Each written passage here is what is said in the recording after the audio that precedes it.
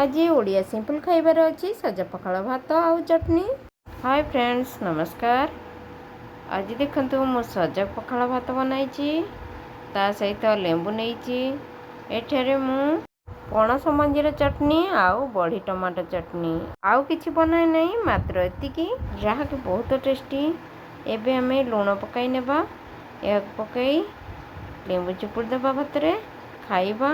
सजा पखाड़ भात चटनी सहित आज मसला दिया तरकारी क्या भजा करी नहीं मना एमती खाइबा को जहाँकि चटनी आउ पेट पाई बहुत भल होता है। मते बहुत भल लगे एमती खाई। फ्रेंड्स केबे जदि पेट भल लगुन थाए एमती बनाई खातु पेट बहुत भल लगिबो ता सहित हजम भी बहुत शीघ्र हम। साधारणतः आम ओडिया घरे 12 तरकारी 13 तुण कही था यह नहेले खाइबा को मोटे इच्छा ही न थाए आम ओडिया मानकर किंतु बेले बेले समय आसी थाई लुण लंकार भी खाई थांती। फ्रेंड्स आशा करे आज वीडियो भल लगी गोटे लाइक कमेंट शेयर करदेवे और वीडियो को मोर सब्सक्राइब करदेवे। रही नमस्कार धन्यवाद।